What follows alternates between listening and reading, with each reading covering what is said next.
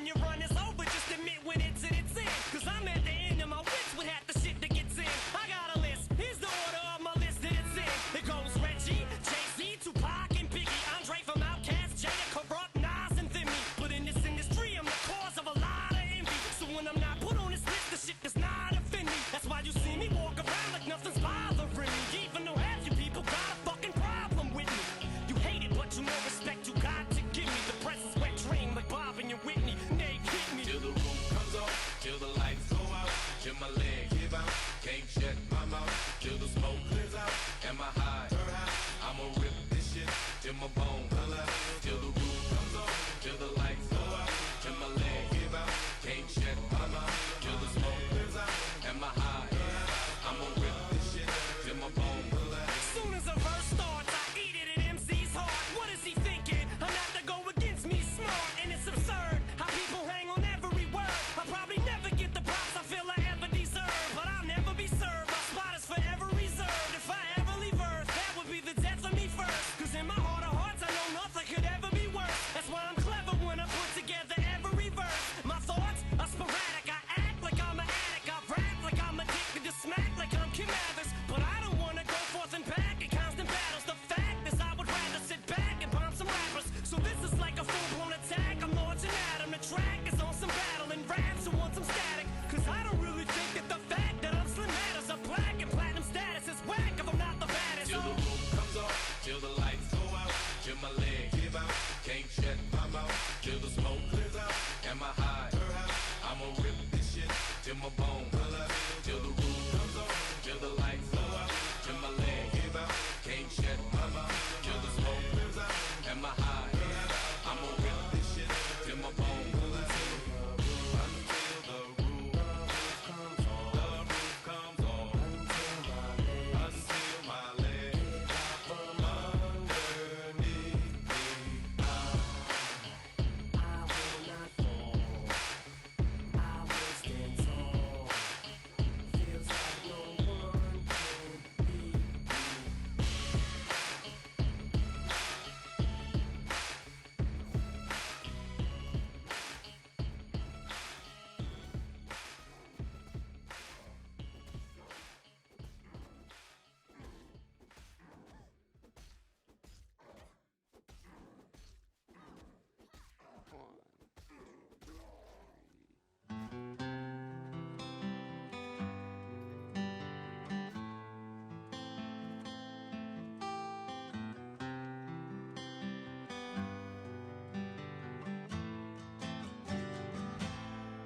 Well, Mama told me when I was young, said sit beside me, my only son, and listen closely to what I say.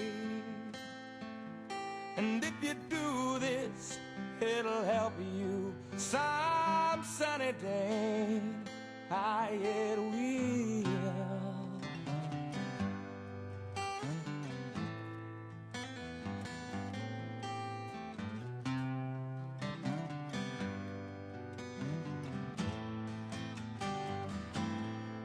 Oh, take your time, don't live too fast.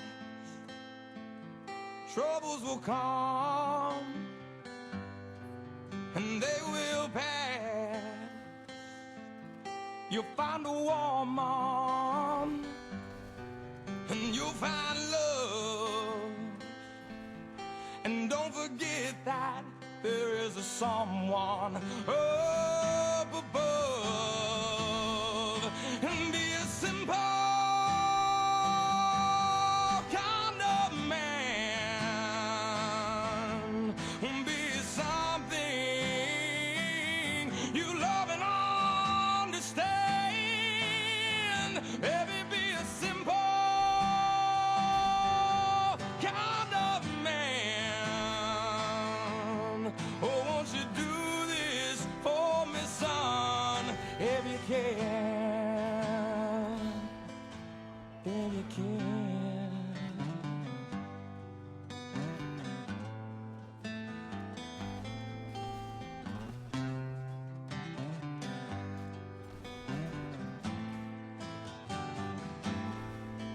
get your lust from the rich man's gold.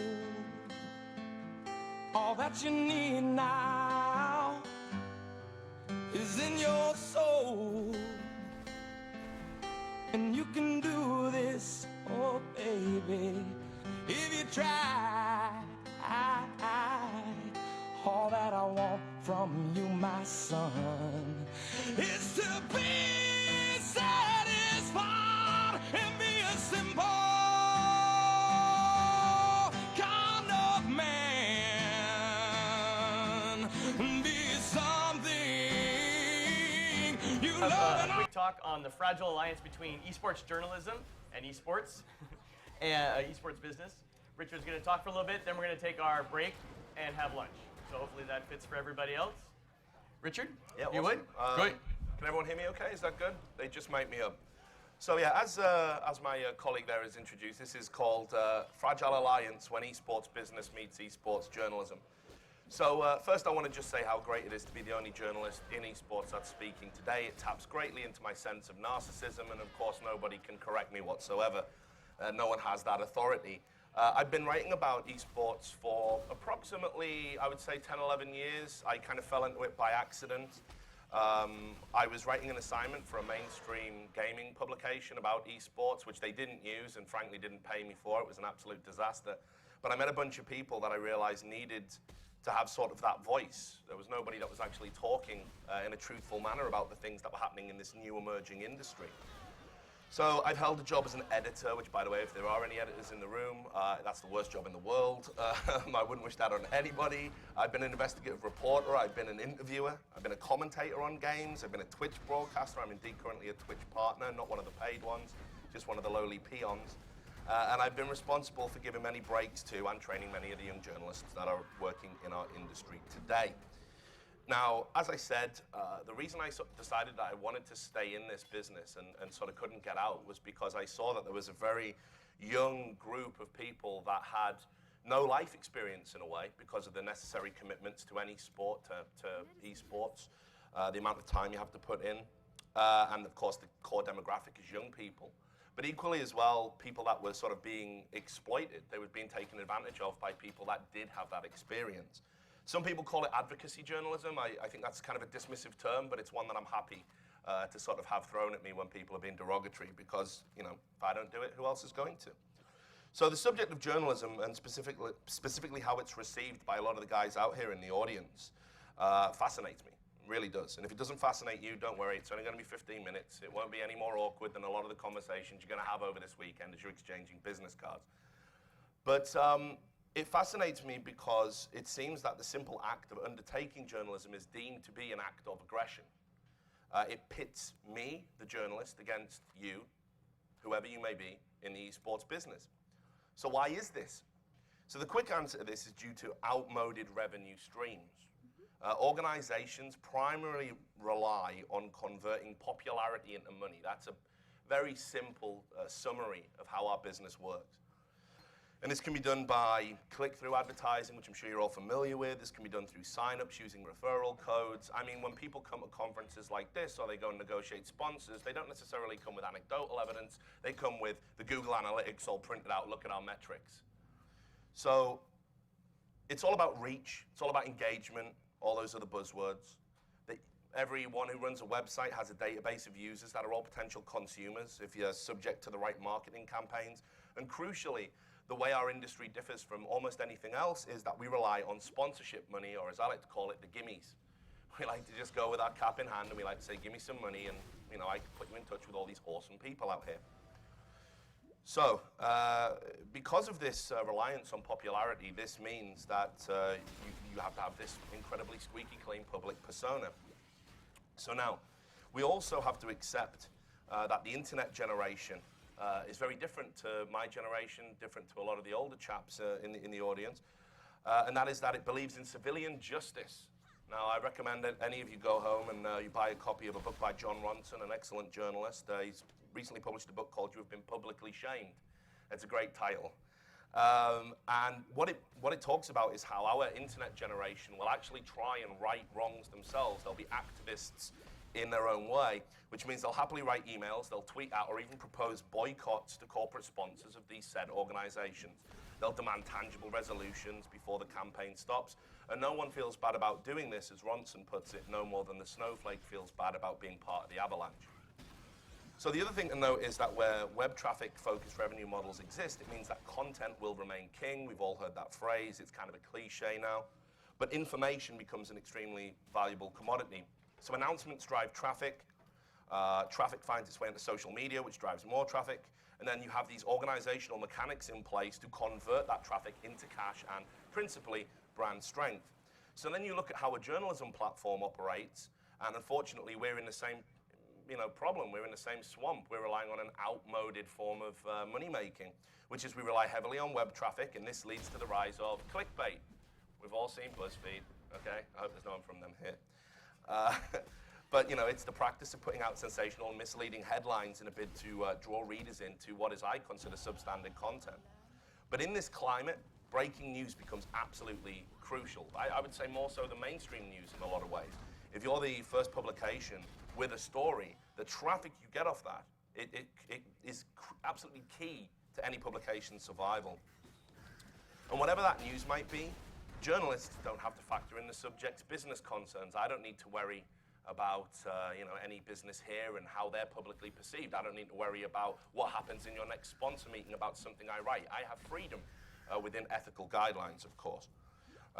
And this is something I do feel some organizations are slightly envious of and are slightly irritated by. Finally, I just want to demonstrate this in action, so I'm going to bring up my first slide, and I haven't used PowerPoint since I was at university, so I'm going to try and do that now. If we can bring that up on screen. There we go. So I haven't got time to play this to you because I've only been allocated 15 minutes or so. But I would urge you to hunt this out on YouTube. It's both horrifying and fascinating. I'm sure you'll all love it. It's hilarious too. It's the 58th episode of an esports broadcast entitled Inside the Game, where they discuss journalism and esports and sports. Now, to put this in context, there was a journalist, sadly he's kind of no longer relevant or active, but he was called Rod Slasher Breslau. I'm sure some of you will have heard of him. He was probably the leading journalist, the guy who would be here talking about this instead of me. Had his career gone a different path, perhaps. But anyway, he broke a story about an Evil Geniuses player. Evil Geniuses are a big organization in the world of gaming, and they were signing a high-profile Korean player called Jadon. And he broke it on Twitter. And the organization had an apoplexy about it. And everyone in the industry said, oh, this is horrible, you're taking the food out of our mouths, you've leaked our announcement. Now, this is stuff that happens as standard in regular sports. You think about it, you can't pick up a newspaper without looking at the back page. But in esports, it was considered that they were harming EG's livelihood. Now, on this show, this is what makes it so horrifying, they tried to frame this as an impartial debate about journalistic ethics. Now, I will draw you to a few things. That EG next to all of those players' names, what does that stand for? It stands for Evil Geniuses. So perhaps they're not the most impartial people in the world. That chap up there who is moderating the discussion, he works with several companies that also happen to sponsor Evil Geniuses. You will notice these logos up here. Yes, you will find them on the Evil Geniuses homepage. And they criticized the journalist, and they went after him, and they said, this is bad for business. And all Slasher could do was say, just doing my job, man. This is what the people want. I have a right to pursue these stories. I have a right to present this information to people. People want it. It's what I do. But they went after him and they attacked him. And the resulting furor, I'll just bring up the next slide, he said. Oh, no, I've gone one ahead. There we go. Excellent. This made it into the mainstream gaming press. And this is an editorial on PC Gamer called Does Esports Understand Journalism? Again, I find this hilariously ironic given all of the inherent problems in gaming journalism, corruption, collusion, and all the rest of it. How nice of them to give us a lecture. But in this instance, they were correct, they were right. And they basically said that this is a preposterous standpoint to take. Now, this was, I can't see the date there, but I believe it was in 2012. Now, are we any further forward? Absolutely not. We haven't advanced at all. In fact, every time I break a story, the same thing happens. I get attacked on social media. I get called a liar. I have my credibility attacked. I have no idea why people do this. It seems incredible. So before I move on to the sort of final part of my presentation, I want to say to all of you, and if you're ever going to find yourself in this position, which I'm sure some of you will, this is the best piece of advice I can give anybody that wants to operate in our space. It's completely free of charge. I probably could charge for it. You will see why it's incredibly complex. No comment. I don't know why people don't use this more often, but in esports, I think we're so used to viral marketing, we're so used to trying to be clever, and we understand our demographics so much that we feel this is a bit of a cop-out. And I understand that. I think it's, you know, if a politician's involved in a scandal and the guy, you've seen it, they're on the court steps, you've got anything to say, there's no comment at this time. You think, he's guilty, isn't he? He's guilty. So organizations don't like to use these words, no comment. But it's the simplest way to diffuse a situation. You still retain credibility of the story. It can be perceived that you're not dignifying the leak or the story or the scandal, whatever it might be, with a response. And on top of that, you retain your right to control the narrative at a later date. You don't attack a journalist, and you allow them to retain some credibility. Now it comes down to the individual to ascertain which source they want to believe. And as I said, I did actually have some examples here. But some of these chaps are in the room, and I would consider it would be bad form of me to name and shame. But you know who you are. I'll see you for a beer later. So I want to just bring up this kind of brief, it's kind of a 5-point agenda as to why a free press is good and why guys like me aren't the bad guys, even though I'm sure perhaps at the end of this somewhat drab presentation you may disagree. So leaks will happen. Right? Now, a leak, as I'm sure a lot of you are aware, but I will just put it in layman's terms, this is when information that you want to control the flow of gets out. And this happens in esports all the time, and it's quite interesting. A lot of the time, it's an organizational failing.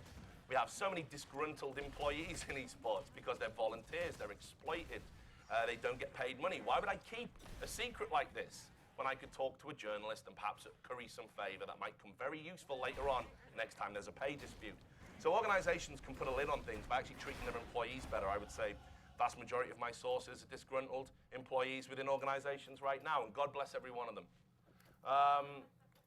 The other thing that I think you need to understand is that I work with people that fake their own leaks. They come to me and go, hey, Richard, can you make this look like it leaked out organically? Because it's great marketing. It's good. It creates chatter on social media. It creates speculation. That is in its own form a form of marketing. Now, anecdotal evidence has taught me as well that in terms of traffic, an official announcement will generally do as well, whether it's been leaked previously or not. But a website writing up a secondary rewrite of news that has already been officially announced is a waste of time. You give that to the lowly intern. Here, practice your typing and spelling. It's never going to generate any traffic for a publication. Next point, an independent press makes you look good. And that is that in an industry that is populated by those who all crave authenticity, you will hear this buzzword time and time again during this weekend, although nobody can clearly define it. If you continually create your own content, your own interviews and press releases, and all of your content is in an echo chamber about you and how great you are, you're going to rightly be labeled a fraud by this audience. Can you imagine a political landscape where only Donald Trump's team were reporting or passed comment on the ravings of Donald Trump? I imagine he might look vaguely sane. Now, cleaning house is always great for the industry, even when it's your house. I'm amazed that when I expose, say, for example, a manager that works under an owner and he's been stealing money or treating his players terribly, that owner gets upset at me.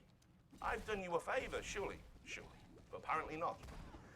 We don't really look at it that way, and I think if people are going to cut corners and make mistakes and make errors of judgment and do things that are flat out unethical, if you're caught doing this, maybe not at the time, because it definitely sucks to be caught up in one of these stories. It's happened to me, actually, as a journalist. I don't recommend it. It's not fun. But in the long term, it's created a little bit of good within the industry, and it's actually created a little bit of good within your organization. I would say that once the initial furor has died down, you should embrace it. Reach. This is fairly self-explanatory.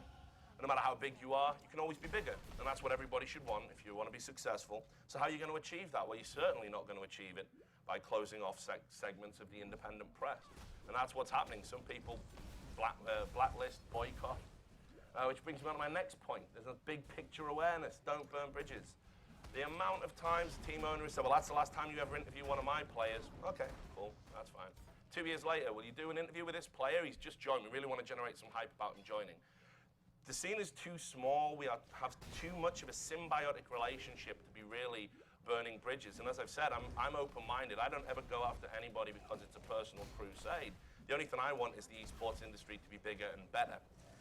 Now, the key thing also to remember on this point, and this is the final point I will leave you with, that if a journalist is raining on your parade for one weekend, it does mean for the other 51, there probably is the thorn in the side for your competition, unless you're doing something really wrong. Thanks a lot for listening. Any questions? Any questions for Richard? Anybody got a question for Richard? Or are we all just going to be like, no comment and be done? No, I've I got taught them well. It means they were paying attention. So within traditional sports, and again, we're always comparing esports and the rise of esports to traditional sports. We have things like ESPN and Fox Sports and networks dedicated to sports. Two questions: what do you think will there be an ESPN of esports, and what form will it take? And secondly, do we consider ESPN independent journalism in traditional sports, given like the fact that they broadcast content, that they need content, and yet they also go after Spygate and Deflategate editorially, journalistically? So the first question, for the longest period of time in journalism, everybody said, we need to be the ESPN of esports. In fact, hilariously, I just had a job offer from someone claiming that their new website that I'd never heard of was going to be the ESPN of esports. Now, the reality is we're so big now, we're not going to create an ESPN of esports. ESPN are going to come to esports. And that's what's happening. They're already advertising for an esports editor right now. A lot of people have said, Richard, you should go for that job. Now, I'm going to answer question 2, and that's going to put me out of the running for that. Are they an independent source of journalism? I think we can probably safely say no, based on how they handled Deflategate, for example, which was they kind of, for those that didn't follow it, they put out a official post, which was that 11 of the 12 balls were underinflated to regulation standards. They didn't even question or query the sources that this came from, and then it was later exposed that it came from emails that, of course, were misinformation plants by the league themselves. This is one of the problems that we have in esports, and that is that we don't have a firewall between where money meets the need for positive publicity to grow a product. In short, if journalism is funded by corporate interests will always prevail unless you've got one hell of an editorial team. So I hope that answers that question. Any more? Awesome. All right. Cool. Thank you very much. Nice and quick. Thanks a lot for that again. Appreciate it.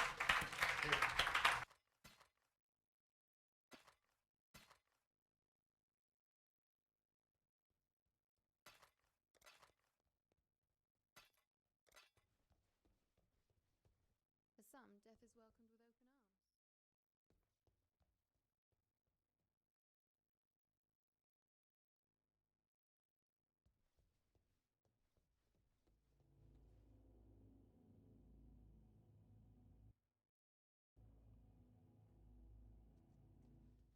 Hey guys, how's it going, Companion? So, yesterday I played some Arena, and, well, there were a few things out of the norm with this particular Arena run. Since the Grand Tournament, I've actually done extremely well in Arena. It seems like the game has slowed down, so there's a little bit less of, oh, I just have these cards, so I'll win the game instantly. There's a little bit less of that, and it does seem like most players who are pretty good at Arena, I think, have done generally pretty well since TGT. Actually, aside from the games that you're about to see, and one other run, which was a rogue run that I got 4 wins, but I literally lost 1 game because I did something painfully stupid. Besides those 2, I think the lowest I've gone in 3 weeks of Arena, and that's quite a few arenas, is 6 wins. I've gotten 6 wins several times, but just so you guys understand, like, Arena is a pretty consistent method to show your ability to play the game. And, I kind of get how it works. But on the other side, it is Hearthstone. Often when you do lose a game, it can be, especially if you're a good player, it can and most likely is because of some unfortunate sequence of events. But, it's not too likely that you'll do that badly in one of your arena runs if you're a good player, because many things have to go wrong at the same time, so it's really unlikely. And today I wanted to basically prove that to you guys. Just how low can you sink? What I want to show you guys is 3 out of the 4 interesting games that I had out of one full arena run, and you guys can tell. Hearthstone has a few pretty dominant RNG factors. There's one side where you can actually queue into another deck that can be really good or really terrible if they have the perfect cards drawn in perfect sequence. If they continue to get those cards as the game progresses, if they get the answers to the cards that you have, if, the RNG elements within the cards themselves favors them or you. And sometimes every single factor happens against you, and there isn't much that you can do. And sometimes that happens a bit too frequently in a narrow window. So I give you guys Crip's unluckiest arena ever. Enjoy the clips, and I'll see you guys tomorrow. I don't think I need the raid leader for anything.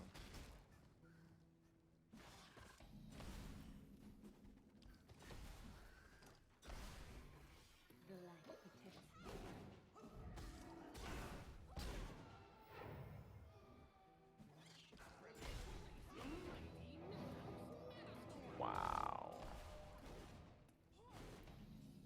That is pretty cool.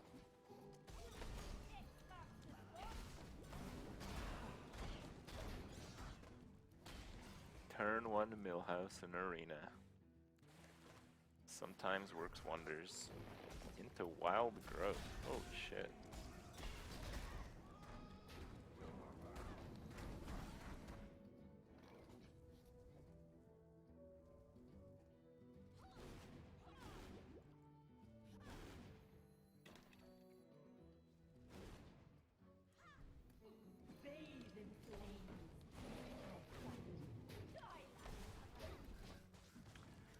It's like bad to be off curve there, so I don't like it.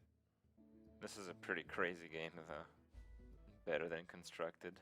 So far that's true, yeah. But we'll see. Uproot. Yeah, I mean in Arena you don't play around shit like Keeper.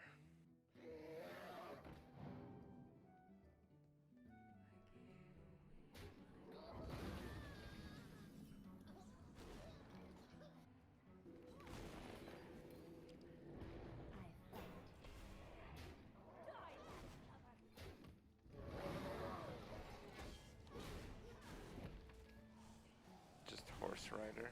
Why? The last run got 8 wins. I screwed up and lost myself one of the games though.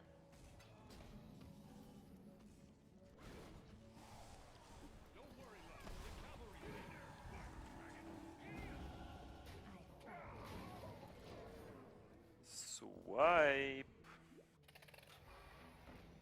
Oh, fuck.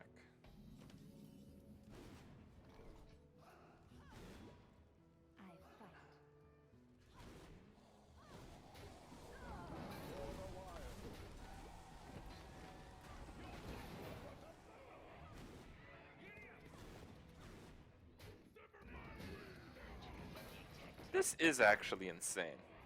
Like, does he actually have a 7 drop now? Okay.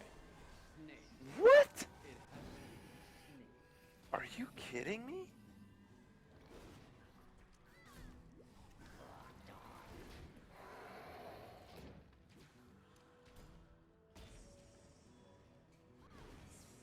How do you draw this well? That's like impossible. Well, I'm back. You reconnected me in the game, but then the game froze or something, I don't know. Well, that guy literally had the best luck ever. Best opener ever, and I fucking disconnected from the game. So fucking lame.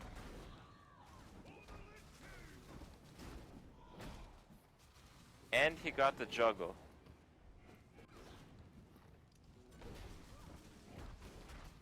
Really?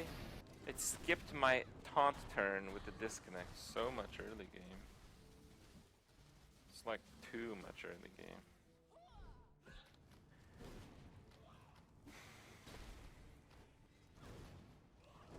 Whatever, let's try it. Yeah, more early game. Guess it's okay.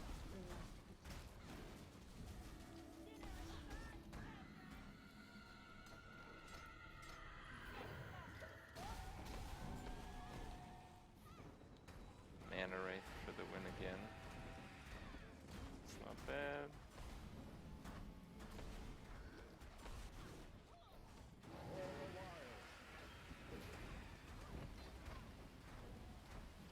Stops him from playing a 3-drop, which is pretty nice.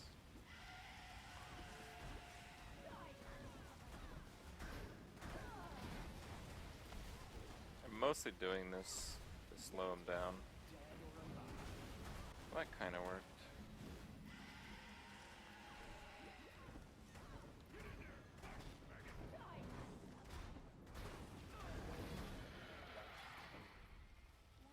Deathwing my arena pet? Not exactly.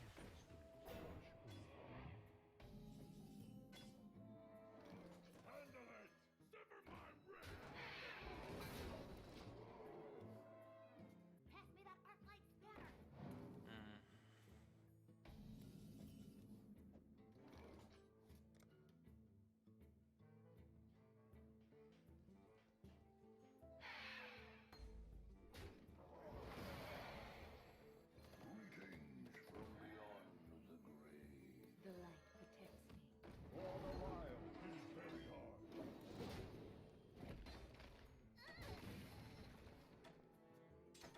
I have a drop for each mana.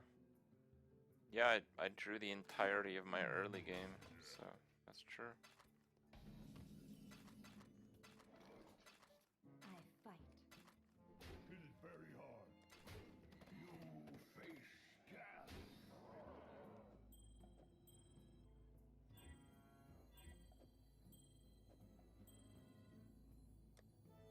Bathe in flames.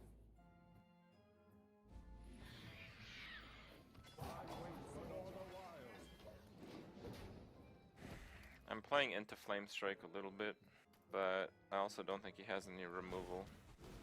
So, fuck.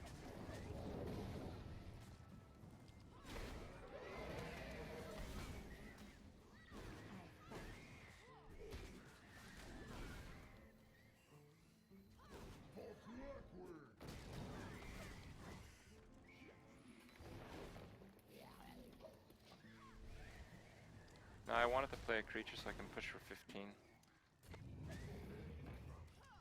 That's bad. Does he have it? If not, I'll win. There's no way he kills me fast enough. He doesn't have it.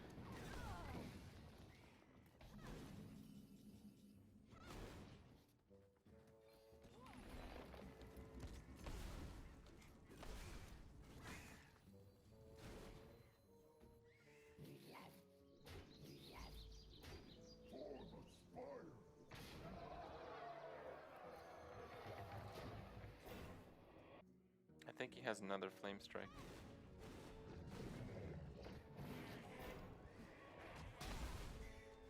Okay, that's pretty ugly.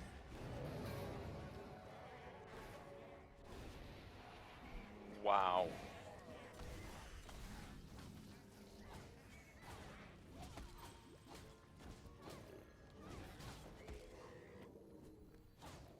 For the king!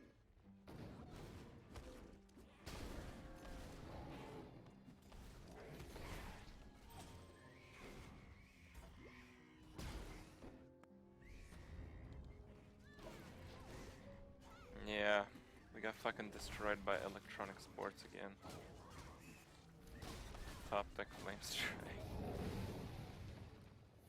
And Healing Touch. Oh, this is so stupid. Oh my god. This is so great. What the fuck is this game, dude? Is he gonna top deck a polymorph now? Oh no, he's gonna no mission Venter into the polymorph draw. Right. I've got the beast.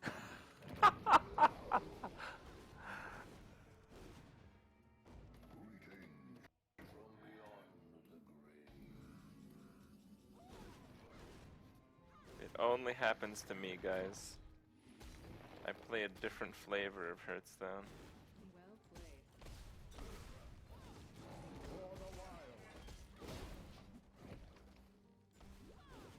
Well played. His draws have been so fucking crazy, dude.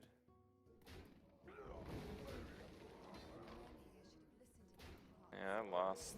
I don't think there's anything I can do to stop that. This guy's 1-1 right now.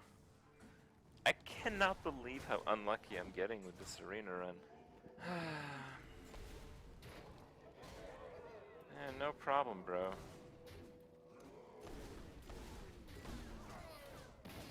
Let's keep the innervate. Maybe drop this garbage. Just want one late game card. Innervate's not good with Twilight Drake.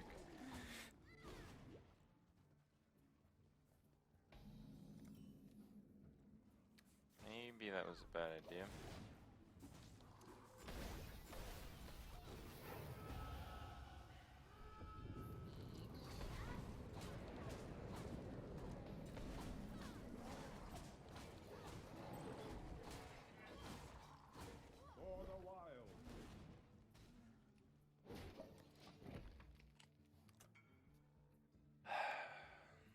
I swear, dude, I should not have played tonight after the last arena run.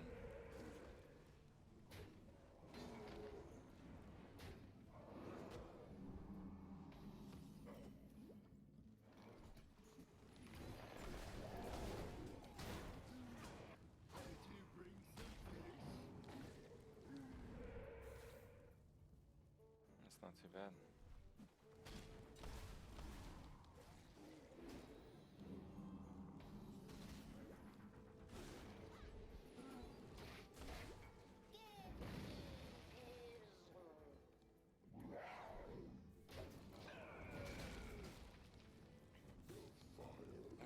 Wow, and 7. Oh look, I drew another card I can't play. Look at that. Wow. The only thing I'm missing from my collection is this Frost Elemental.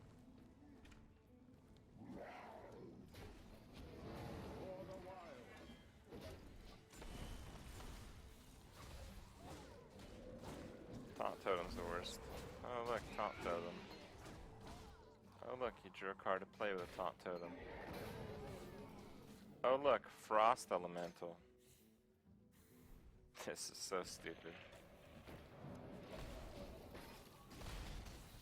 I am literally playing a scripted version of Arena with this deck.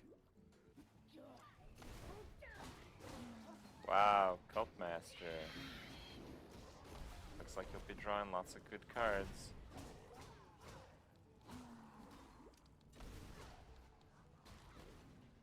Yeah, there's no fucking way I can win this game right now.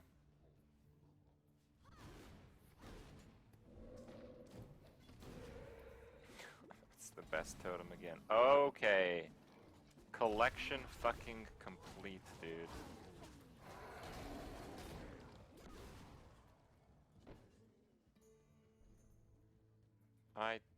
I don't know. Really, I don't know. Do I even attack that?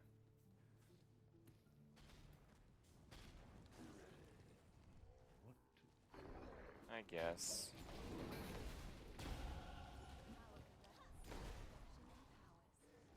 How do you not win with that hand? I hope you're joking.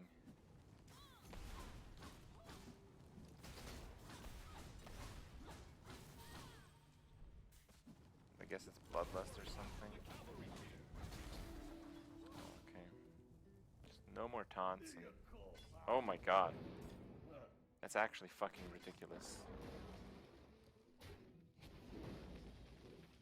I guess he'll just draw a million cards.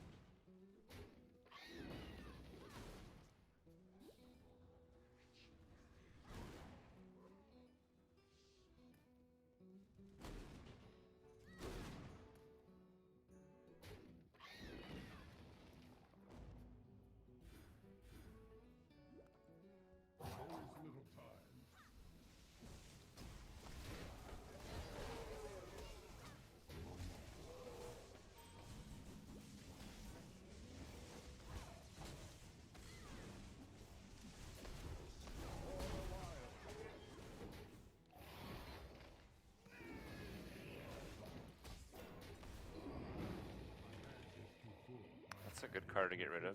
That's a good card to get rid of. How the fuck is this guy 1 and 2? Are you serious? And we should Deathwing discarded both of our hands. Sounds balanced. Balanced wing.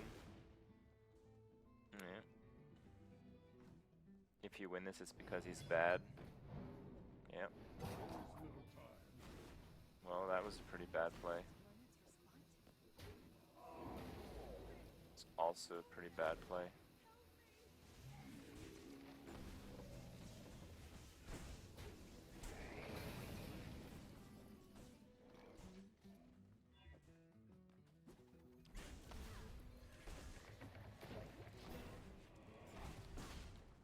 I have to do Deathwing like last. Oh, that shit's getting real nasty. And the taunt.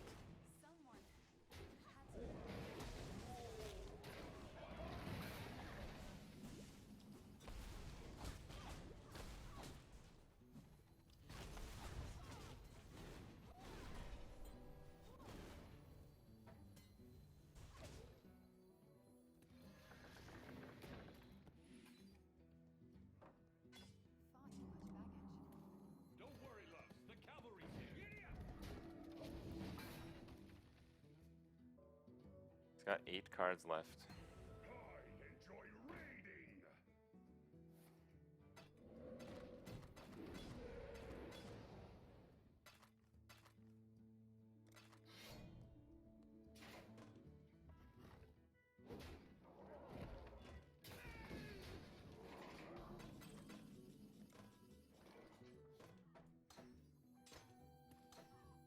For Blackwood.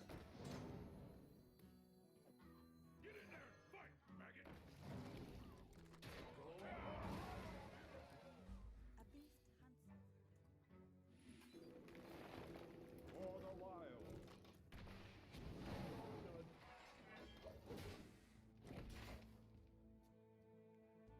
We can't do it yet.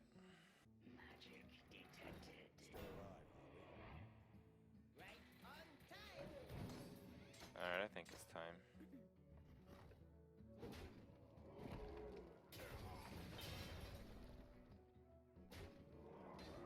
I think we gotta do it now.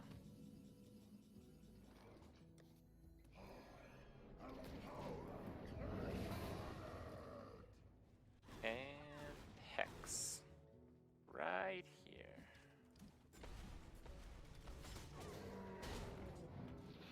Interesting.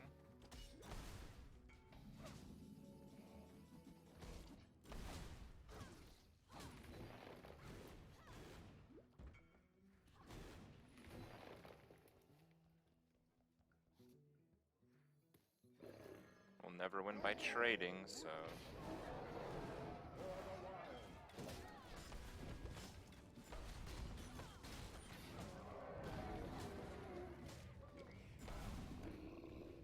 How the fuck is this possible?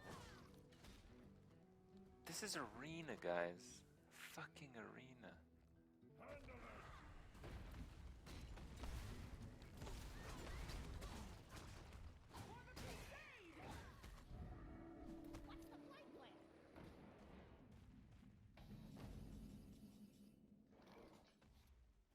I don't know how to win.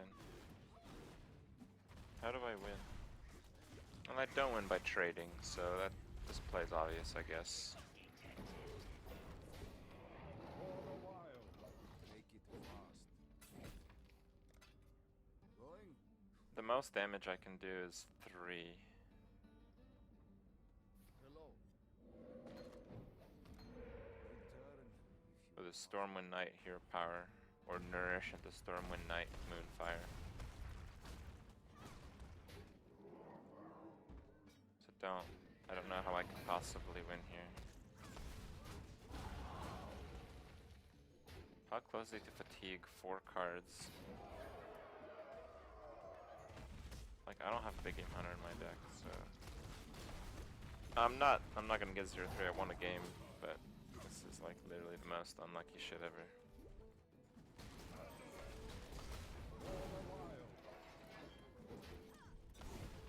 This guy probably can't believe he beat me. It's pretty believable given the draw difference. Yeah. There's really nothing we could have done. That was probably the unluckiest arena run I've ever done in my entire life.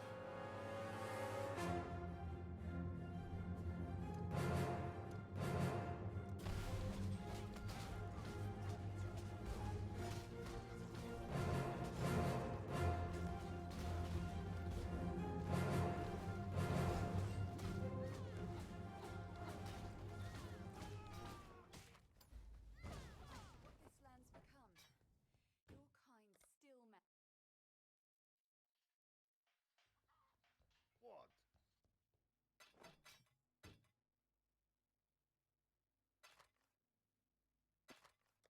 Return if you must. Hello.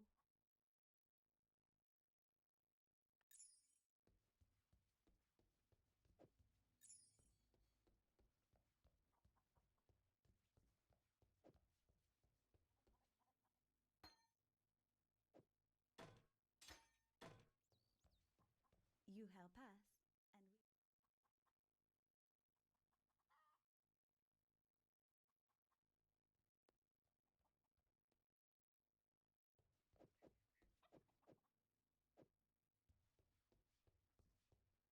This video is sponsored by Alpha Draft, where if you'd like to play fantasy esports, where you have a salary, you pick out the players in the particular match or tournament you think are going to do well, are going to have the best frags. You try and evaluate, okay, I'm going to get good value for this player, but there's a guy who's a little bit cheaper who's only a little bit less. You make overall the best team. You try and win prize money. People win tens of thousands of dollars every week. Hundreds of thousands, millions have been given away over the year on Alpha Draft.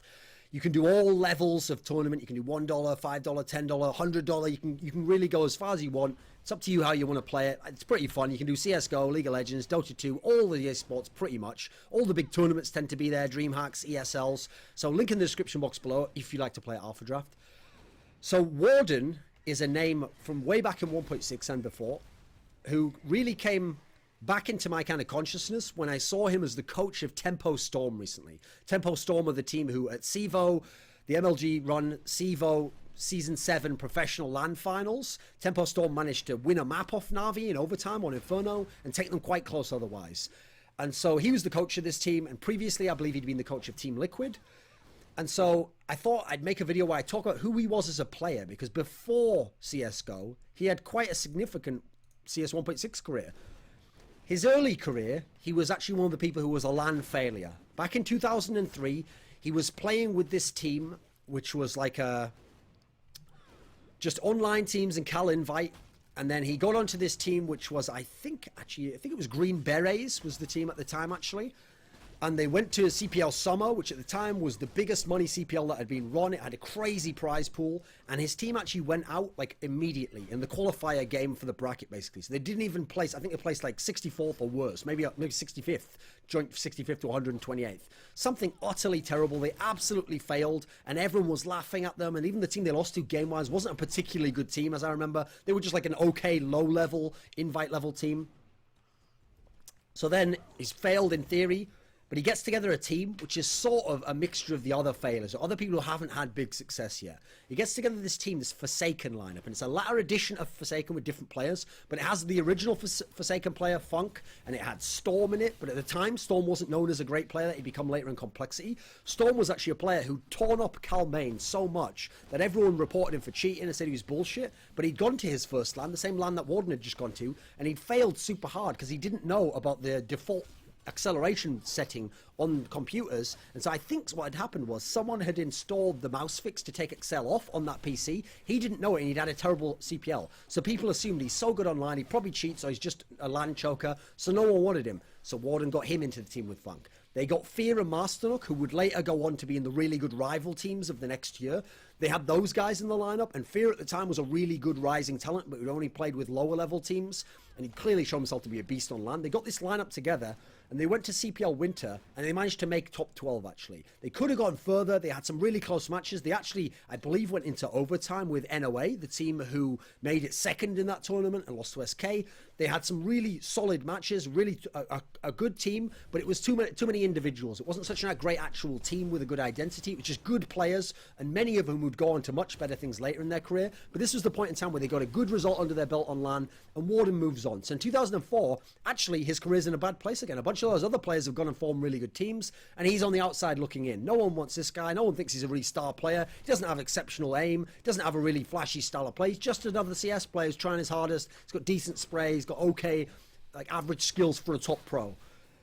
So he actually goes on to one of the first Complexity lineups. And at the time, you have to understand, Complexity was terrible because Complexity used to just be Jason Lake, this guy who was a lawyer in Atlanta or something, somewhere like that, and he was just putting his own money into the team. And actually, they first became famous on websites like Gotfrag because initially, in like Cal Maine or something, they were, maybe even Cal Open, they were paying Knoxville, the former NOA player, actually still NOA at the time, just even though he's not a star player of NOA, just to play the online games with them were like 130 ping or something and just play there. So that's how people initially heard of them.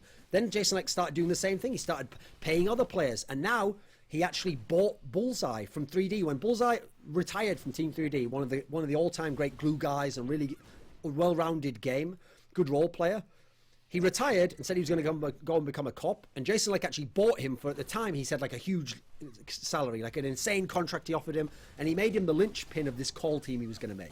The problem was the first lineup had to be really quickly put together after he got Bullseye to go to CPL Winter for 2004. And so as a result, the players they had weren't that great, really. It was Flowburst, it was Lethal, who actually later went on to do a CS guide and work for ESEA. It was GraphX.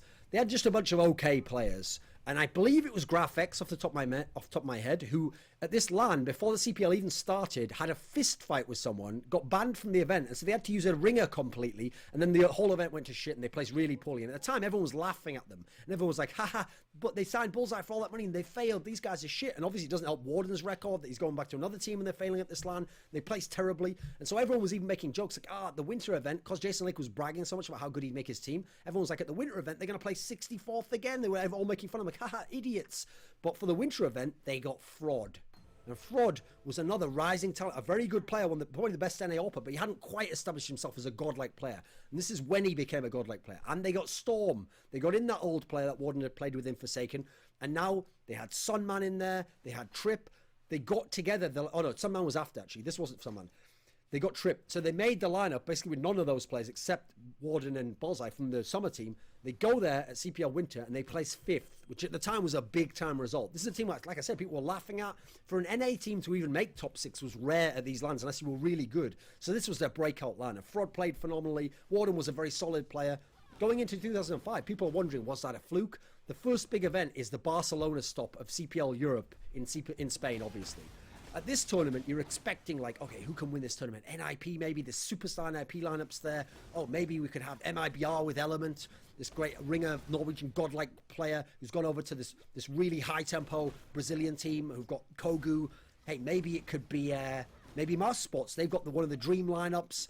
In the end, Master Sports win the tournament, but actually, Complexity finishes second. Warden's team gets the second. They finish ahead of this godlike NIP All-Star, probably the sickest team ever made, yet was terrible in actual games in general. They finished second, a really high-level result, and they might even have won, except it was Dust 2's Master Sports. That was the guy's map. At this time, though, they had a different player. They had Sunman was in the lineup. Bullseye had gone out of the lineup at this point in time, and now they had the set lineup that became the legendary lineup that Warden was a part of. So then they went to Acorn. They didn't do very well there. They go to ESWC in the summer of 2015, 2 years removed from Warden failing that CPL summer. Now he's going to the big event of the summer, and they win the event. They become world champions, and not since Team 3D had won CPL Winter 2002 has an North American team been the best team in the world and been the world champion and won a big major type tournament realistically. And they've done it. This Complexity lineup has done it. They're the best team in the world, and Warden and his team are the best in the entire world. They don't manage, amazingly, to qualify for World Cyber Games that year. It doesn't happen for them. They messed around with the roster. They took out some man for a while. They brought an Exodus that didn't work. They reverted the moves. They'd lost their 3D a couple of times. They go to CPL Winter, one of the most stacked events ever, and they actually did really underwhelmingly. It was super stacked, but they only finished 9th to 12th. These are a team who you should have thought should be top 4. Should have been able to make top 5. Maybe could have had a chance at winning if things went really well. Instead, they don't even place top 8. That was underwhelming. 2006, they have a revival. A revitalization, a revival of the team. The Transatlantic Showdown happens, which was the final of the AmeriCup. The two West American teams, 3D and Complexity play. Complexity wins that. Then the final of the Euro Cup, the big European clan-based tournament, happens. Then the winners of the two tournaments play each other, and the second place of the two tournaments play each other. And the winner of the tournament is Complexity from the AmeriCup, and it's who was it actually over there? Yeah, let me think. I hadn't really thought that through. Who could it have been? Mouse Sports, maybe? I can't remember, actually, believe it or not. So the winner of that tournament was Complexity, though. They won that. I think it was Mouse Sports. And then they have the WEG Masters tournament. That was a big one in 2006. This had it had the biggest prize purse for first we've ever seen. It was 70,000 for first. It was a really sick format where you played lots of best of threes. And at the time, best of threes weren't so prevalent in CS 1.6. They play that. They play out of their minds. They come second. They lose to WNV, who at the time were on this really sick little spurt of being the best team and Jungle the best player. Amazing AWPer. They go to WSVG LAN War domestically. You're thinking, right, well, they've always held it over 3D in terms of international level, but 3D have won a bunch of domestic tournaments against them. They only placed third. 3D wins the tournament, so it's kind of disappointing in that sense. See, at this point in time, Cole's cooled off a bit, and they're just a good team, a really solid team who can battle for top spots, but aren't going to be the best in the world again. ESWC, they only make it to the round of 8. They finish top 8 again, but they can't make it any further. WSVG ISC comes. Basically CPL Summer, but rebranded as WSVG for 2006.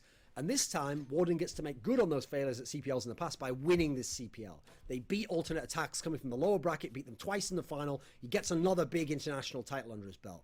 They go to the CGI, the CGS's first invitational 4-team tournament with kind of a fucked up format, but they win that tournament. They win like $40,000 or something crazy. They go to Digital Life, which is another tournament which they played the year before when they'd had Exodus and they'd lost to 3D there domestically. This time they're able to beat 3D. They're able to win that, right some of those wrongs. They're on a nice little spurt here. Problem is then WCG qualifier comes. They don't qualify for WCG again. Warden never played at a WCG for the first part of his career when he was in the best teams. It was only later in his career when he's playing for one of the best NA teams, but not at the same level as Cole was, that he got to go to WCGs. So towards the end of the year, they're the big WSVG finals. First place is $50,000 and a Rolex for everyone. Cole does really underwhelmingly there. Then they go to CPL Winter. They do even more underwhelmingly than the year before. They finish like 17th place. They're in this brutal group of death that they don't get out of. 2007 comes. No more 1.6. Warden and the Complexity guys kick out, I think they kicked out, let me think, Sunman and Trip, and they brought in, let me think, who did they bring in? So they brought in Rambo. Was there another person? Let's see, Rambo, Storm, Fraud, Warden. Who would the fifth person have been? I forget that. Anyway, let me think. Who could it have been? Oh, Zet. They brought over Zet, the godlike Swedish 1.6 player, probably the best player in 2006. So they make what should be the all-star lineup. Problem is, CGS that they're going to compete in is in Source. Now, they actually do become, briefly, the best Source team at the time within those rules. Because in the domestic... No, not domestic. In the international individual competition, so only for CS Source, they win it. But in the big competition, it's to do with franchises, and you need your Dead or Alive players and your racing car drivers and your FIFA players to do well for your franchise to continue through the tournament. Their franchise isn't good enough, and they can't make it there. So they actually win the individual tournament. They do well. 2008 doesn't go as well. The team drafts again poorly for the franchise. 2009, beginning of 2009, Warden and those guys come back to 1.6. They join Evil Geniuses, and initially they bring in Haynes as a player, and they make this lineup. And early on, it's going terribly. They go to IEM, they place like 9th place, the big global finals. They go to a USA qualifier for Code 5, and they don't even place top 4. They're not even top 4 domestically. But they get invited to the ESWC in Korea, in Cheonan, and they get Lurpis. And Lurpis comes in from Europe, a Finnish player, to be the in-game leader of this team living in America. So Warden's now in a completely unique setup he's never seen, but with this European in-game leader. And immediately things start to get going. They only finished 9th to 16 at ESWC because they did have to play, I think, SK in the first round, so bad draw there. Let me think what happened then. They play a couple of ESCA domestic titles, the Season 2 and Season 3. They win those, so they get on top in domestically at least, so now they're building the foundation for more success. They go to Game Goon Mexico, where they play the Koreans of Project KR and some other domestic teams. Top team, I think it was Turmoil was the best other team there at the time. They beat those and they win that tournament. They go to IEM Chengdu, which was the stop in China. They place 5th to 8th, but they play SK, who ends up winning the tournament, and they take them close on one map, and overall, you can see they're improving internationally. They're becoming a top team. And Warden's, again, within one of the top 5 to 6 teams in the world. They're getting to that place, at least. At this point, they're still hinting at it, but they're going to get there. So, amazingly, they actually bombed an ESEA season. They only finished 3rd once. They got absolutely shocked. I think it was Dink or someone, this team that was like Paulie and those guys, and they just randomly upset them on LAN. But they go to WCG. Finally, Warden's at a WCG. And at the WCG, they can't use Lurpus because he's Finnish. It's a nationalistic tournament. You have to have people from the same country. So they have to bring in, I think it was, let me think, who did they actually bring in at the time? I think at the time what they did was they brought in Good for Nothing, who was going to replace Warden. I think I'm right on this. And he just played in the team with Warden, and this was going to be the last big event for Warden. So there's a couple more events actually. Let me think. So I think that was his last big. Was it that event or DreamHack Winter was his last big event? I'm not quite certain. I think it was WCG was his last big event. At that point, as a player, he steps back. Now, EG as a team, at that point, actually went on to more success. They had a bunch of like top 3, top 4s in big finishes, even what beat the legendary Fnatic at MSR, beat it in 2010, became a legit top 4, top 5 team. He didn't really get to experience that because that was the Good for Nothing era, and we all know that was Nothing and Fraud with the stars of that team. But you go forwards, and you come to later on, and actually, he still plays a bit of 1.6 towards the end. Like in 2011, there was IEM New York, and he was on a Czech 16, which was him, Fraud, and Storm. And interestingly, a player called Hiko. At the time, not a very well-known player, just an invite-level player. Not a star player in any sense, but he's playing with them at that point in time. They finished 5th to 8th there. They don't get out of the groups. They couldn't really have done so. 2012, now we're moving to the period where he plays in another Czech 6 team. This time it's Storm XP3, the old French guy from 1.6, but who's been playing in North America for a while. Warden, Fraud, people who'd all play later in CSGO together, and Dizzaman, the guy who'd been in the previous X6 with. They finished 3rd in the 1.6 tournament, pretty much almost the last 1.6 tournament they had. 2013, he's playing some CSGO. He makes like a top 8 at one ESEA, he's not that great. 2014, they do an ESEA season 15, the one that, if you remember famously, I think that was the one that was won by... Yeah, that was the first one iBuyPower won over Titan, if you remember, at the beginning of 2013. 14, rather. That was the one where his cultivation team, which was most of the same players, Storm, Warden, Dizzaman, Fraud, and a different guy, they were able to finish, let me think. No, cultivation was in that era. That wasn't the team he played for. The team he played for was actually U5. That's right, United 5, an old 1.6 name. They finished 4th at that LAN, because admittedly it was mainly just domestic competition there, they weren't that good. That was, though, Moses, now an analyst, Storm, XP3, I can't remember, someone like, it's called like TM or something. I forget who that guy was. But no Fraud in this one, I think. Then they were at the now infamous Iron Gaming tournament where Nip and Navi played. It was a joke and there was no mouse space. They played there, made top 4. ESEA 17 was the one where... Let me think. Who won ESEA season 17? That was the one that was won by Fnatic from the lower bracket over Virtus Pro at the end of 2014. And he was on Elevate at the time. And this is where you see the core of Elevate, which obviously has even played into 2015. XP3, Storm, same sorts of players. This one had Rush, though, who went on to the later Elevate teams. And it had Volcano, who was an old rival of Warden's for when he was in 3D earlier on the day. And Zex before that, but mainly 3D. And then had been the guy who goes on later to design Cash, the version we have for CSGO, and works now, I think, for Valve or something crazy like that. In 2015, though, he becomes a coach. He's a coach for TL for the first few months, so maybe the less said about that, the better, because TL's was fucking terrible for the first few months. Absolute dog shit team. Then he was the coach of Tempo Storm, who, as I said, had that good result there. Now, as a player, as a 1.6 player, the key thing to make the case about with Warden is to say at this outset, he had okay aim. He was a player who sprayed all the time. His problem was, I think he sprayed a bit too much. He's the guy where if you were coming at him and he was medium range, he just crouched and sprayed all in a circle and you would hope he killed you. And he didn't have super sick Heat-esque spray. He just had okay spray. And so he'd get some kills, but not uber reliably at the peak level.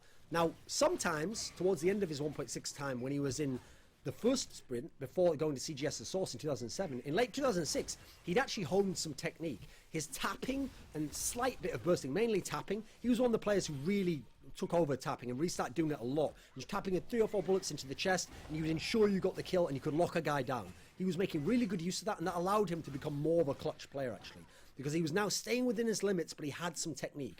And that made him, around that time, 2006, That was when he became quite a clutch player. He could win 1v3s. He would have a level head. He wouldn't try to be too cocky and out-duel him in a name. He'd just take the right situations, the right positions, and win some clutch rounds. He was a great team player.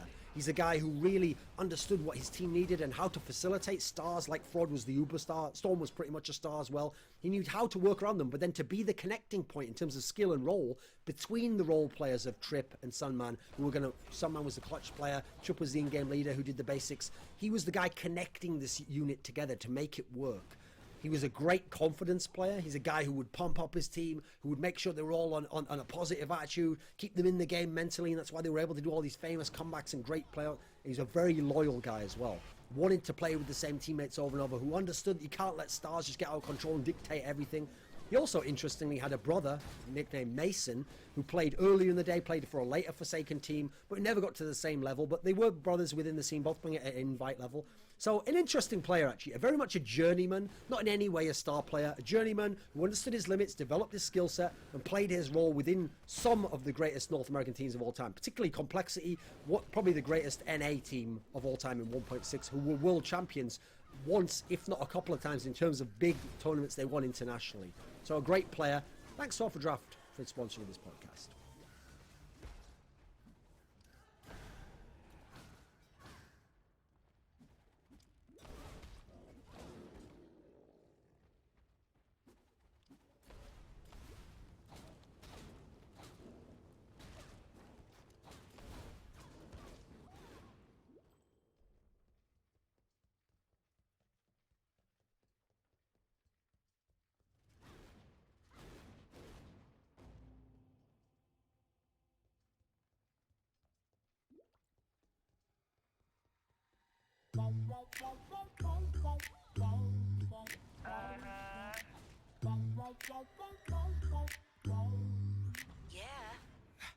Tell me, am I going crazy?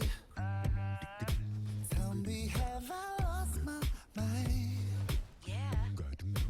Am I just afraid of loving? Or am I not the loving kind? Kissing in the moonlight, movies on a late night, getting old. I've been there, done that, supposed to be high, better just go. Somebody wake up my heart, light me up, set fire to my soul, yeah. 'Cause I can do it anymore. Give me that can't sleep love. Give me that can't sleep love. Give me that can't sleep. I dream about all day. The kind that keeps me up all night. Give me that can't sleep love.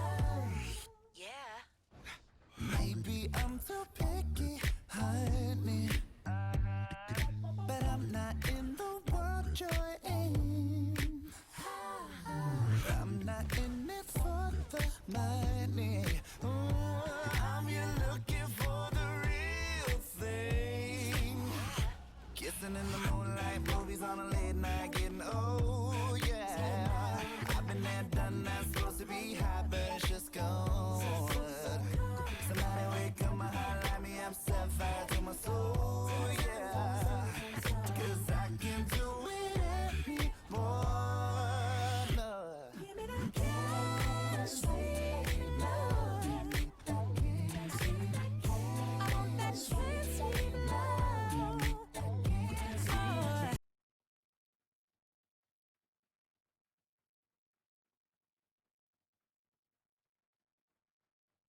Why, hello and welcome everybody. It is Pox again. So for those guys who know and or do not know, Path of Exile is going to host a 1 month, kind of like a flashback league like they did before, except it's going to include this league's mods in it as well. I think they designed it to be a little bit harder as well. It's starting on October 4th, so it's not for quite a while. But I am excited to play this one. One, because I haven't really played Path of Exile in quite a long time. Two, they're bringing back my favorite league, Invasion, which you can see is on the first day, which is basically, let's see, if you scroll down right here, you can actually see all the mods that happen on here. And Invasion, areas uninhabited by an additional invasion boss. And invasion bosses are pretty pissed off. So anyway, I'm pretty excited to do this because the last Flashback League they did, I didn't like the style of how they had it, and I actually didn't participate in it because of that. So for those of you guys who don't know, when the Path of Exile beta was happening for the Awakening, they decided to host Flashback League on the regular side, which there's nothing wrong with that. It's okay. But basically, you were divided of either you play beta, which has a 100% different meta of regular PoE. So it's like what? It was like a complete mindfuck. It was like playing two completely different games, and I didn't really like that aspect, so I didn't participate in it. But in this one, I'm pretty excited to do it, and I am going to be playing it most likely very casually. You know, I'm gonna stop trying to race and compete and think I'm good because obviously I haven't played the game in ages, so I'm clearly not good. But I want to show you guys a little bit of the build that I'm going to be doing. This is what I've got planned out for right now. I think it's a little bit unique. So this is the full outline build, 102 points. Fair enough, that's not that bad, right? And then the last part you would fill in is you would come over here to grab life and a jewel socket. So let's talk about what this character is right now. As of right now, this is going to be an Iron Will Freeze Pulse Marauder utilizing Avatar of Fire and Coal to Fire. Now the reason why you want to go Avatar of Fire and Coal to Fire is my roommate Zeno helped me with this part. I still am not 100% sure on if I'm going to do it. But basically, Cold to Fire, right, is red. Spell Totem is red. I don't even know if I said Spell Totem, but I am. Iron Will is red, right? Freezing Pulse is blue. And I think there's another one that's red as well. There's also a Blood Magic build. Guys, so many things I left out. But basically, I'm able to go pure armor and not really take a penalty because of my colors, which is really, really, really cool. Because in this build, I end up picking up... Where's my defenses? 200% increased armor, and along with shield defense nodes. Now the shield nodes are optional. I can change the build up for that however I'd like it. But I've never really played any characters with like block chance, so I figured, you know, why not try it out? So I get 140% shield defense. I think I get like 7%, well 11% block. So it's pretty cool the way it works right now. Obviously, scaling cold damage is going to be better than scaling fire damage because you get your cold to fire. So it has to go through that. Now, I don't know how much damage this build's going to do. I want to say it's going to do okay. It's clearly not going to be carry mode. You know, this is more of like a tanky character. I only get like 7% cast speed, 29% spell damage, an additional 5% cast speed. Can you guys even see that? Here, let me take this off for a second. You can see the spell damage here. You can also see I get 82% increased totem damage, along with 11% totem attack speed, or sorry, totem casting speed, 64% increased fire damage, 52% elemental damage, a little bit of penetration, and then there is 41% totem placement speed. That's pretty much it in terms of damage. But it's a very, very, very tanky character, which is what I don't really play too often. And I also get the Clear Mind Jewel because I'm going Blood Magic. Clear Mind will basically give me like another 50-60% spell damage, assuming I can pick it up. The reason why I decided to go Blood Magic for this character is 1, spamming totems can get really clunky. 2, I don't have to ever worry about using the gem when leveling because I'm gonna get Blood Magic really early on, and that's really, really important. 3, being as I'm on the left side of the tree, it's really hard to favor maximum. Actually, no, I won't even include that one because you can get like right here. You've got Righteous Decree and you've got Mana Reservation here. But it just, I don't know. I feel that if you're going Avatar of Fire with Coal to Fire, you're not really making good use of your heralds aside from Herald of Ice. So I figured why not just try out Blood Magic and, you know, have permanent sustainability on my totems. And you know, if I don't like it, it's just I just pull right out of it and then do something else. You know, it's not that difficult. It's not game changing by any means. Because like I'm at 185% life, and I can still like move in here and grab the life here, and I'm literally right next to Scion as well with a jewel spot. So you know, it's okay if I drop it. But yeah, so I'm pretty excited for how this character works. It's a really solid build as of right now. I also pick up 5 endurance charges, which is good. 6 if you include Oak, along with, you know, decent shield block, nothing too crazy. And then the 2 jewel sockets as well. We're gonna need. It's gonna be 3.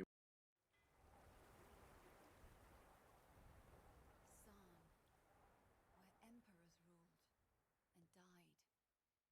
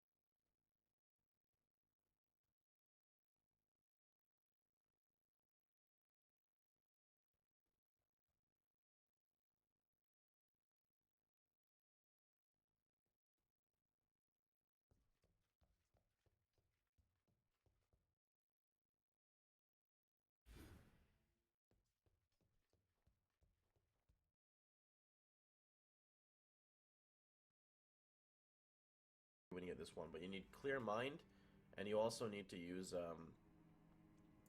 what is it called? Rain of Splinters to give Freeze Pulse kind of a little shotgun. If you don't have that, do not go Freeze Pulse totems. You need both of those.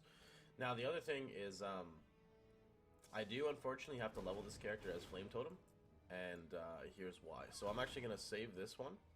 I'm gonna save this build right here. Is there a PoE URL option? Rip, there isn't. Confirmed. I'm just copying it. You guys get it like this. Alright, so that build's saved. Let me put this into the WordPad. There you go. That's your build.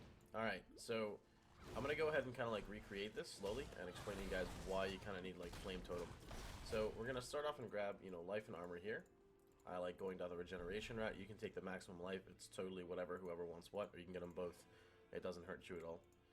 Grab your life here. I don't like exiting out of this way too much. I'm still a little skeptical about it, but I'll figure it out later if I like going out through this route. My roommate really likes this one, so I'm gonna go ahead and branch probably through the Jewel right away because I can grab like 10% elemental damage and 3 flat mono regen per second. I know the mono regen per second is not very good, but the 10% LE damage is great when you have no damage on your character. Probably move up and grab Barbarism, and then we're going to move straight down 1, 2, grab our totem damage, totem placement speed, Iron Will, or Iron Wood, grab Blood Magic, grab Juggernaut, and now we pretty much don't want to touch damage anymore. So I actually changed this a little bit. Oh, here it goes, this way. I changed it a little bit and I decided to take this routing because I can kind of change some stuff up. So this will allow me a better early game because I can grab Arsonist, and then you move up 1, 2, and then you can grab all your totem damage right here. Whoops, this way. Which I think is going to help tremendously as a Marauder who doesn't really get much damage. So I thought that was a really cool change. Then there's also your optional life regen right here, combat stamina. I don't really think you need it right now. I think your main priority is damage. So we're actually going to go up 1, 2, 3. 4. Now this connects you to your shield nodes here. This also connects you because you have your shield nodes right here. Furthermore, it also connects you to right here with Unrelenting, which is basically it'll reduce the amount of life that your totems take from you, which for leveling early game using totems I think is probably going to be pretty neat. So I'm most likely going to pick this up right away. And then again, you have your regen with combat stamina if you need to help sustain your totems. We're going to go ahead and click Devotion and actually come down through here, move up. For leveling purposes, you'll probably grab the fire damage in Celestial Judgment. When you're endgame, when you stop using Flame Totem, you're probably just going to use the regular elemental damage because this goes for cold and fire, and the cold is actually a bit higher than the fire because of the cold to fire jewel, or sorry, gem. We're going to move up here and we're going to grab Totem Place.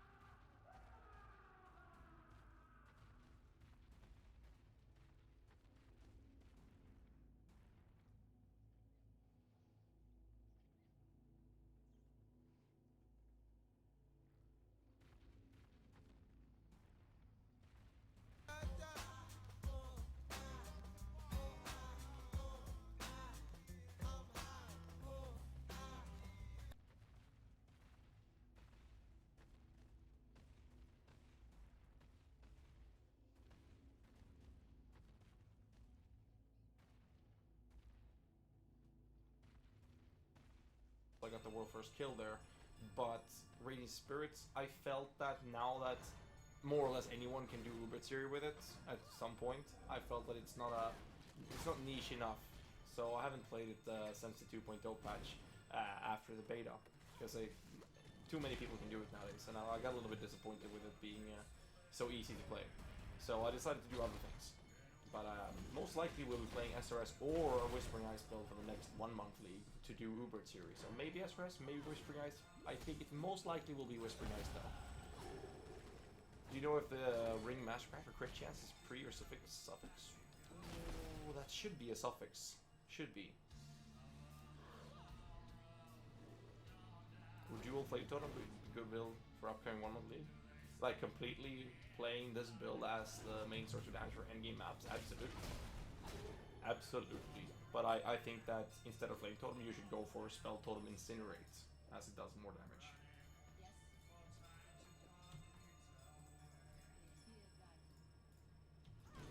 Love this song, man.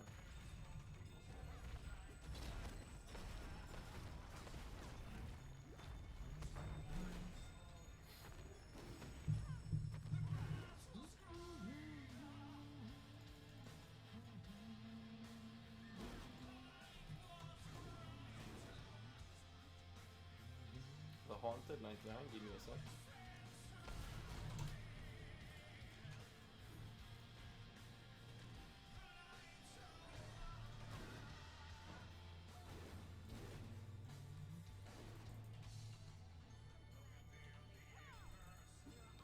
$14 million experience per hour. Shit, I actually reach a lot higher than I thought I could.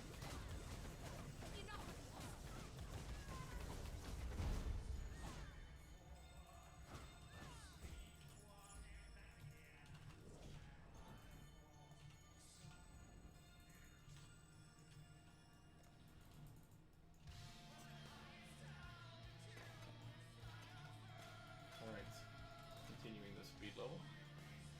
Getting struggle already at the trio. It's tricky and wasted set if I fail to pull. It requires some experience to do.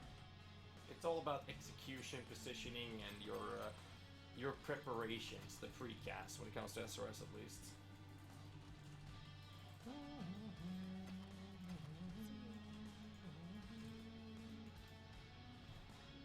Give me a second there, Graven. I'll hook you up with that song. Oh,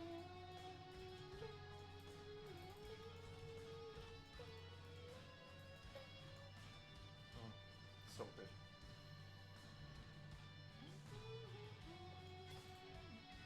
Actually, I'm gonna queue up a song from a local band, which I think the guys enjoying a little bit harder or deeper music will enjoy. I'll queue up two songs actually. Faithful Darkness is the name of the band. Amazing band. Amazing band. It's a melodic black metal band, and the vocalist, the growling vocalist, and I have very similar ways of growling. We can copy each other pretty damn on the spot. It's pretty nice to listen to the band as for me, it feels like it's my own voice being used. We have extremely similar voices. We used to go back in school together, where we practice growling in musical school. It's pretty fun.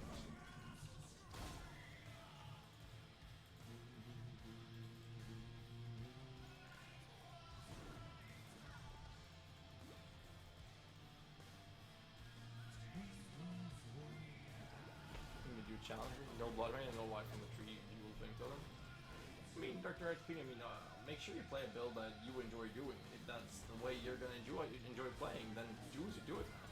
I'm up for tonight, Donut. Alright, man. It's a pleasure having you around as always. Take care, and I'll see you next time, bro.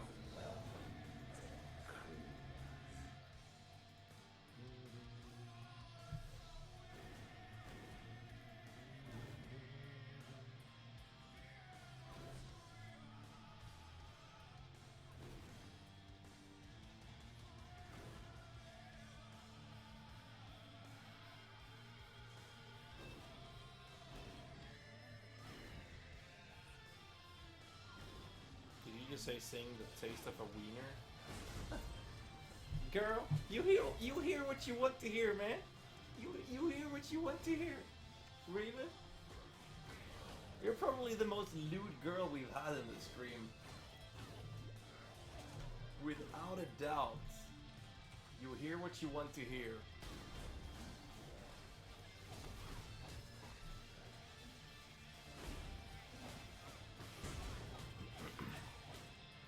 Alright, time to move in for Malachi.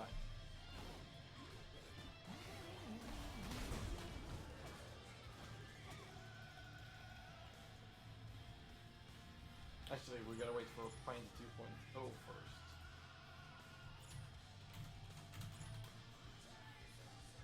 It's the same with the Wishmaster Nightwish. Many misheard the lyrics of that song as well. Yeah. I've watched some of these, misheard lyrics and then just they post some text for it, and it's so hilarious. Somebody has to be it, I guess.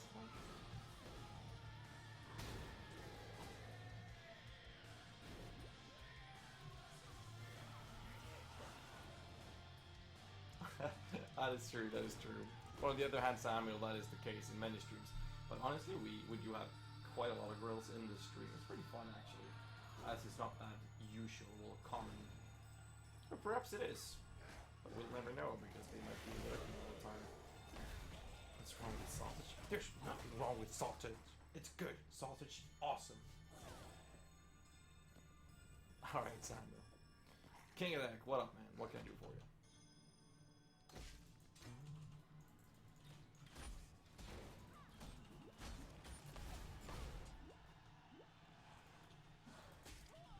Don't play shit music. What? Against the path of Poison Arrow though? Are you referring to PvP or in comparison? As depending what you want to do. I mean, SRS is extremely strong and extremely high clearing speed. I think Poison Arrow is safer versus Uber and requires less currency. I think SRS is much stronger for mapping.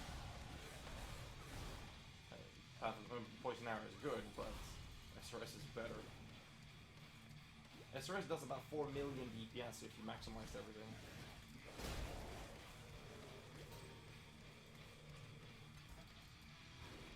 No, exactly. I'm probably the biggest lurker of the subs. I don't know. No living. I can guarantee that you're not. We have a few subscribers who, there's one, I think she actually has written 2 lines in total in this stream chat. Ever.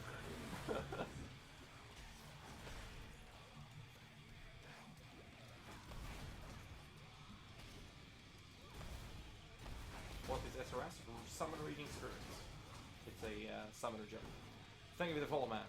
Meludians goes off the chart when I go drunk. Yes, you can know it. Yeah, I know. You were hitting on that bomb, I think it was, like, insanely. And it was hilarious.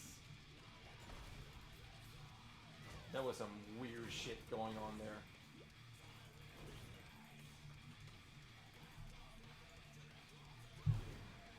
The Luke's always one now that we have to start a rum fund to get you drunk. It's $20 in rum fund, so it's another 30 to fill it up for a bottle of rum. So the rum fund is lacking 30 for 1 bottle.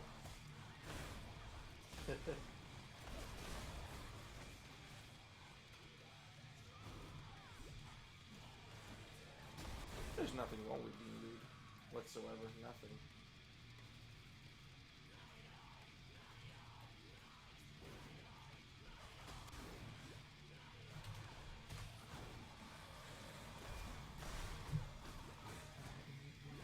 I haven't seen Jenna in the channel. Or even you talk to Jenna sometimes. Have you seen her? I meant get Raven drunk, not get gas drunk. Drunk gas is very common. Come on. You know, Samuel, back in the days where we had a rum night every week, or if we didn't have it every week, it was every other week. Holy shit. We had so many rum nights back in the days when we started it that the rum fund got filled every week, and I was forced to put rum nights when I was a full-time streamer. Sometimes I had a rum night in the middle of the week because I could not be hungover on the weekend when I'm meeting my parents or something like that. I was hilarious.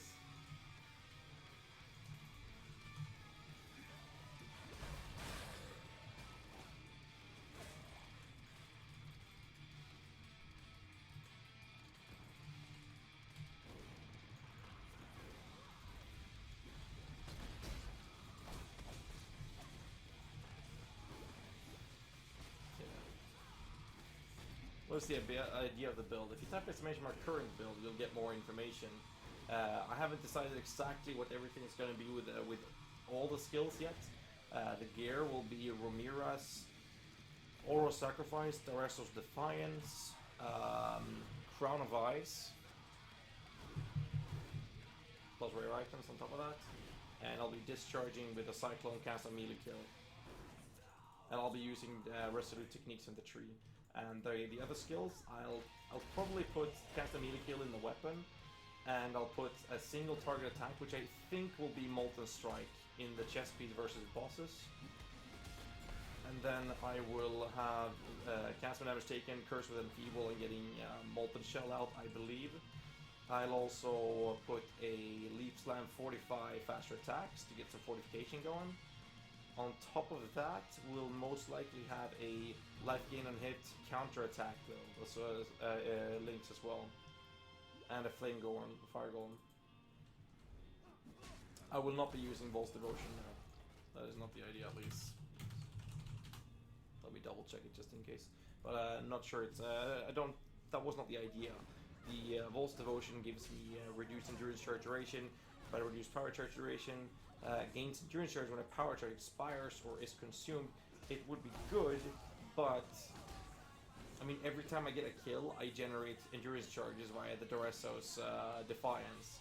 Now, Vol's Devotion would obviously help me, but I don't feel that it's needed. But you can absolutely do it, absolutely. But I'm trying to keep the currency cost down as well. Oh, that's nice, man. Camelot, I've seen them live a few times. I've seen Dragon Force live once, but Camelot, I watched them live when Dimboge was at Sweden Rock Festival as well, and their song March of Mephisto in the music video is started with what's it called? Shagrath, the vocalist from Dimboge. So that was actually really nice to see them live with Shagrath actually participating live. It was awesome. And then directly after them, Dimboge was playing. Holy shit, that was awesome. Dragon Force, they pull off a really good show. A little bit sad that they're more of a studio band musically, but they do pull off a really good show. They do.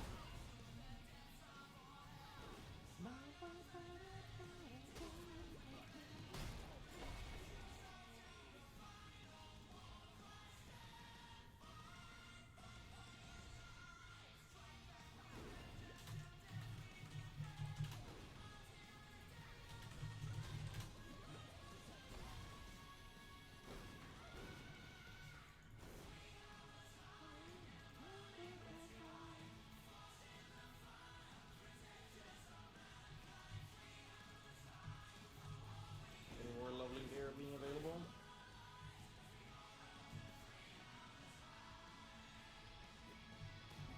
Yep, let's just level. We have good gear right now. But no, their live music hopefully not as bad as Evanescence live. Evanescence was horrible. Yeah. No, I like Amy as well. I really do. But live, I'm not very hyped about that. It really sucks, Raven. It really does.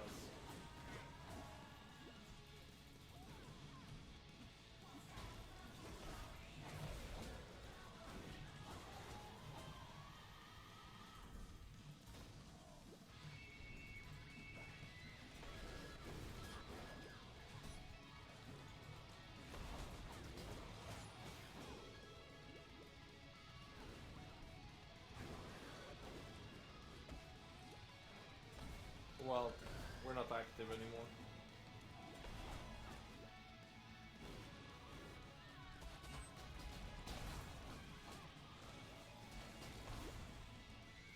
New Zealand, yeah. We've had more people than you complaining about New Zealand not having enough live shows.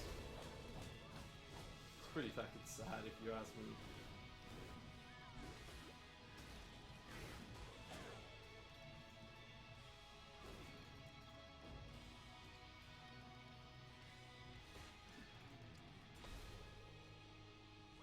Oh, that really sucks, man. I'm sad to hear that. My condolences. Alright. This build is finally kicking on. How much experience per hour are we pumping right now? We're zoning in and out. It's only 14.4 million experience per hour.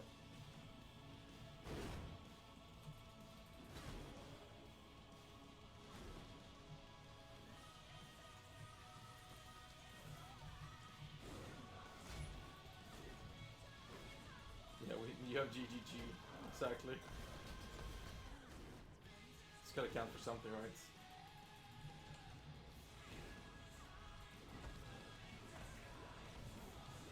ACDC? Oh yeah, my brother was watching them live now recently. Oh. No, even though it's just half the band left, it's still fucking amazing.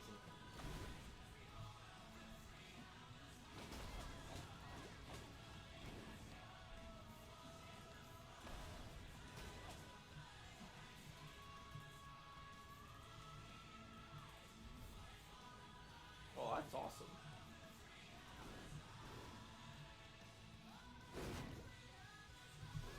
Leitnan, me and Hannah, my girlfriend, we are both extremely big fans of Till Lindemann, the vocalist in Rammstein. And Rammstein live is the best thing you can ever watch. You don't even have to like rock and roll metal. You don't even have to like music to enjoy their live show.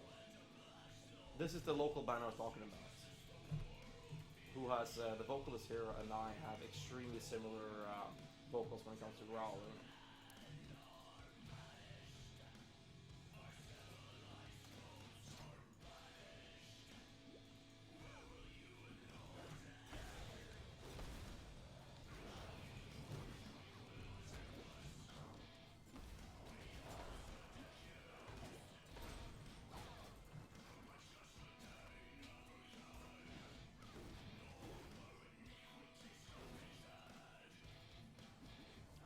So good.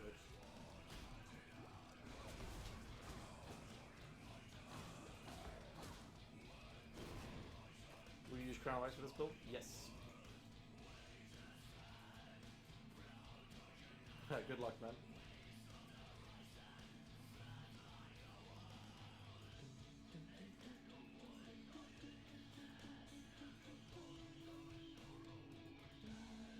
Love this song, man.